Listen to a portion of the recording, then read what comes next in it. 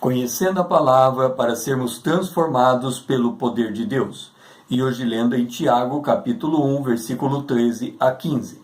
Ninguém ao ser tentado diga, sou tentado por Deus, porque Deus não pode ser tentado pelo mal e ele mesmo a ninguém tenta. Ao contrário, cada um é tentado pela sua própria cobiça, quando essa o atrai e o seduz. Então a cobiça, depois de haver concebido, dá luz ao pecado. E o pecado, uma vez consumado, gera a morte. Temos visto que na batalha espiritual, nós precisamos discernir a ação de Satanás, a responsabilidade humana e a misericórdia divina. Por misericórdia divina, nós estamos dizendo de que não vem sobre nós tentação que não seja humana. Fiel é Deus que nos dá o escape. Está em 1 Coríntios capítulo 10, o versículo 13. Também maior é aquele que está conosco do que aquele que está no mundo. Está em 1 João capítulo 4, versículo 4. Nós vimos que o diabo, o nosso adversário, nos arrodeia furioso buscando nos tragar. Está em 1 Pedro capítulo 5, versículo 8. O objetivo maligno é colocar em dúvida as promessas de Deus para com a nossa vida. Está em Gênesis capítulo 3, o versículo 1. Uma vez tentado, nos é ativado em nossa carne as concupiscências da carne, as concupiscências dos olhos e a soberba da vida. Está em 1 João, capítulo 2, o versículo 16. Vamos agora entender um princípio importante para discernirmos como se processa a tentação. A mulher estava no jardim do Éden. Satanás, na pessoa da serpente, na figura da serpente, ele tentou a mulher colocando a palavra de Deus em dúvida. E a mulher, ao responder à serpente, disse: do fruto das árvores do jardim podemos comer, mas do fruto da árvore que está no meio do jardim, disse Deus, dele não comereis, nem tocareis, para que não morrais. Observe que nós estamos na mesma situação da mulher. Adão ouvira de Deus e transmitira à mulher o que da parte de Deus ouvira.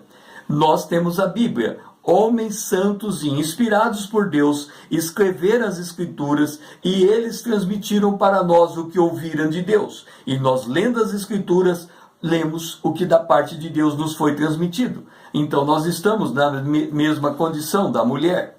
E aqui, quando nós começamos a ler as Escrituras, há um perigo em que podemos incorrer, se não formos diligentes na leitura.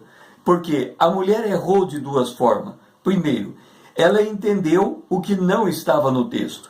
A Bíblia diz, lá em Gênesis capítulo 2, versículo 9, que Deus havia dito que o que estava no meio do jardim era a árvore da vida. Quando a mulher foi transmitir o que ela ouvira de Adão, ela dissera, o que está no meio do jardim é a árvore do conhecimento do bem e do mal. Portanto, ela fez uma confusão, ela mudou o que estava no meio do jardim do que Deus dissera para aquilo que era a percepção dela do que estava no meio do jardim.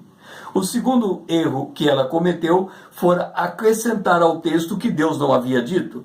Ela disse que não podia comer do fruto proibido, Deus dissera isto, e ela também disse que não podia tocar do fruto proibido. Ora, tocar é diferente de comer. Imagine você que está lá no jardim e você esbarra na árvore.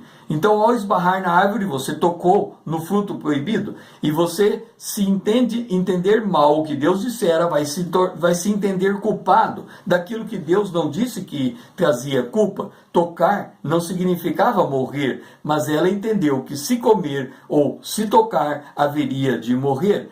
Portanto, ela cometeu o erro de acrescer a palavra de Deus, tirando esse texto fora do seu contexto. Assim, é um perigo ler a Bíblia com um texto isolado, fora do seu contexto e dissociado de toda a Bíblia. Também é um perigo nós querer acrescentarmos ao texto aquilo que não está no próprio texto. Então, Deus não dissera nada acerca de tocar. Por isso, agora nós podemos entender a palavra de Tiago. Tiago disse, Deus não tenta a ninguém, não foi Deus que tentou a mulher lá no jardim do Éden, foi a serpente que trouxe a tentação. Por isso o texto diz, ninguém sendo tentado. Nós estamos aqui, particípio passado, e nós somos objeto dessa tentação. Há algo que nos estimula a ser tentado, algo que vem de fora. E aqui começa a ação de Satanás, a ação do inimigo sobre nós. De algum modo, ele nos induz à tentação, ou nós próprios somos induzidos à tentação. Há um gerúndio, não está declarando aqui de onde vem a tentação, mas de alguma forma a tentação surge. E ao surgir a tentação, cada um é tentado por sua própria cobiça.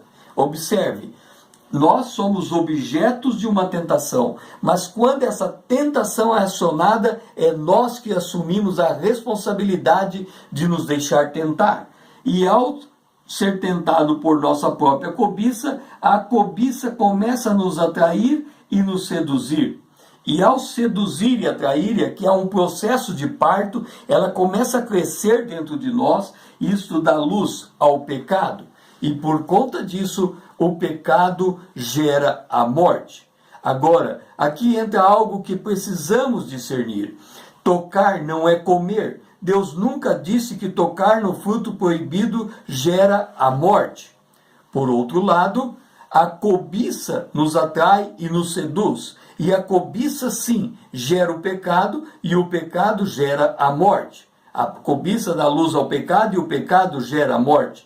E é no momento em que consumamos o pecado, que colocamos o pecado em prática, que entramos no império do príncipe das trevas. Por quê? Porque Satanás não veio senão para matar. E quando ele nos seduz, ele quer que nós nos deixemos seduzir por aquilo que nos traz cobiça para gerar o pecado. E a partir do pecado, entramos no território próprio do inimigo, e aí começa toda a questão da dúvida, da culpa, e o tormento de ter se afastado de Deus. Fica a dica, vigiemos os nossos pensamentos, porque quando começa a atração pela cobiça que há em nós, é que nós começamos a dar caminho para gerar o pecado. E o pecado traz a morte. Portanto, vigiemos os nossos pensamentos. E se tivermos pecado, confessemos ele ao nosso Deus. O meu nome é César, usando da internet para com você compartilhar a palavra de Deus.